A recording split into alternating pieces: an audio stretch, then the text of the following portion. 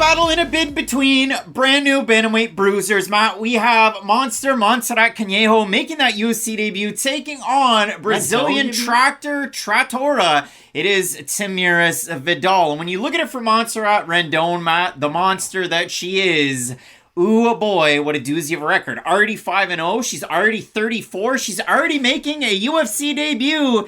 Do you sense a little bit of a trend here? The UFC is bringing in a lot of bantamweights. I went down through the line. Jacqueline Cavalcanti, saw her getting win not that long ago. You also have Ravina Oliveira Moraes.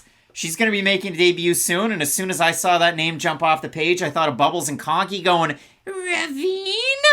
But Ravina, she's going to be making a UFC debut. You also have Daria Jelezhikova.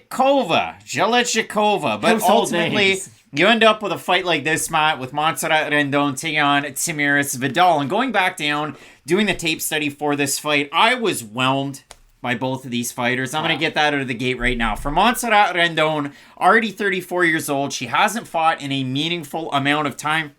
She was booked in a couple of fights earlier on this year against maybe lesser competition. I think that would be fair to say. Combined opponent record against Montserrat Rendon in this young career, 10-7. It's been pretty bad. And her last time out, she got a win over Brittany Cloudy, somebody that fight fans recognize. Cloudy has a split decision loss to Erin Blanchfield, a split decision loss to Haley Cowan, who'd ended up in the UFC as well. And in that Cowan fight, I mentioned it in her debut, I thought Cloudy had won 2 of those rounds. But going back and watching a lot of the Rendon tape, they're going to talk to you a lot about her Brazilian Jiu-Jitsu lineage. You're going to see that over there on her Instagram. She's coming out of Cancun, Mexico. Vacation destination, but she's training the martial arts there out of ECR Fight Center. And her husband, so it seems, is her coach at that gym. So pretty cool stuff to see there out of Eduardo Cortez. But a brown belt in BJJ for Rendon. She's gotten that over the past couple of months. But Rendon, when I watch her fights, Matt, she might be billed as a jiu-jitsu fighter, but boy, I never see it. Never. And it would be nicer if we did see that side of her game, because again, if it was able to accompany the very aggressive striking that she normally does demonstrate, then I do think it would help her at least have a solid foundation. But you bring it up, and it's always something we normally touch on when you have these people making their debuts who are, 24, 25, younger than 29, perhaps. It is surprising to see Rendon being signed at this stage of her career and getting an opponent like Vidal, who I understand might not be somebody who you project having the highest ceiling in the world for the bantamweight division, but still, Vidal has looked decent in her UFC tenure. She's a very physically strong fighter. She has good submissions. I think she definitely proved that her last time out. A very physical striker when she's able to get into the pocket too. I just think this is a weird fight to make your debut on, because I know Vidal's not a fighter who has a ton of fanfare. She is very much getting her own hype train rolling right now, but for Rendon, there are easier opponents out there to give you in your debut, is there not? I don't know. I mean, let's throw it on over to a clip about Tamires Vidal from that debut. Well, you do consider this fight, and I mean, it is a weird one. So if we do consider it for Tamires Vidal, she comes out of Team Brothers Niterói. And I mean, listen, you can see her from the picture, Brazilian Jiu-Jitsu brown belt. She's competed in many, many tournaments. It is her specialty. And if you go down, you look at her overall career arc, that is for Vidal, she's fought a varying level of competition. I think that's a decent way to put it. There definitely are names that you do recognize. I mean, she was 1-0 taking on 9-3 Carol Hossa, who is ranked in this division at number 9 right now. Fight in the UFC. She loses that fight by submission. That was the main event of MMA Brutus number 1 in 2019. So Vidal continues throughout her career. And did I recognize Vidal from that fight? No, I didn't. I thought, geez, I feel like I know this name. I feel like I watched her fight in watching tape here in the last couple of months. That's because a couple of fights ago, you had Tamires Vidal taking on Eileen Perez at Samurai Fight House number 2. And I showed you a picture of that fight on the screen when we were breaking down Perez versus Egger, because they fought on like the gym mats that I have in my basement. And in that fight, Perez beat her pillar to post. And then she landed a couple of illegal knees in the 3rd round and lost because of those illegal knees. So out of that, Vidal becomes the Samurai Fight House Bantamweight champ. She takes on Collier Braga over with LFA. I thought it was Quillia, the way it was spelt. They pronounced it a completely different way. But in that matchup, it was the boxing of Braga, who actually has a true pro boxing fight coming up in the near future. The boxing of Braga, some of the kicks to Vidal, who obviously has the jiu-jitsu, and you know her for that. She won that fight by heel hook. look.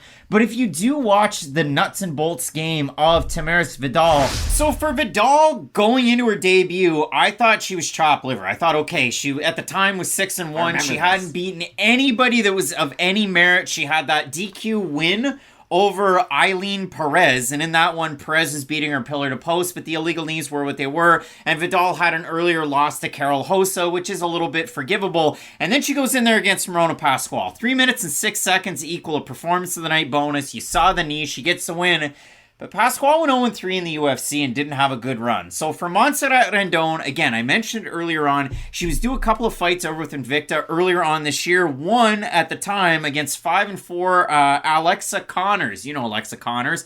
And then she was supposed to face 3-2 Maria Jose Favela, who just beat Lymphoma that trains over with Extreme Couture. And everybody says great things about Maria Jose Favela, but that just goes to show you the level of competition that Rendon's been facing on the regional scene. It hasn't been all that good. And when we say she's billed as a jiu-jitsu player, she is. You see her competing in jiu-jitsu tournaments. You saw her with that loss against Juliana Miller, who ended up winning the Ultimate Fighter. But bare bones, when you look at both these women fight, for Vidal, really low hands. Oh my goodness. Not a lot of striking defense.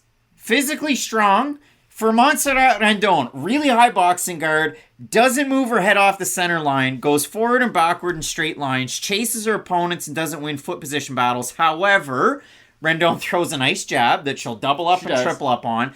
Rendon throws a lot more volume than Vidal, although when I say throws more volume, landing and throwing aren't the same thing. That Marina Morose. And for Montserrat Rendon, one of the big things is double jab, overhand right or right straight. We've seen her drop fighters in the past. I went back, you watch the fight against Brittany Cloudy.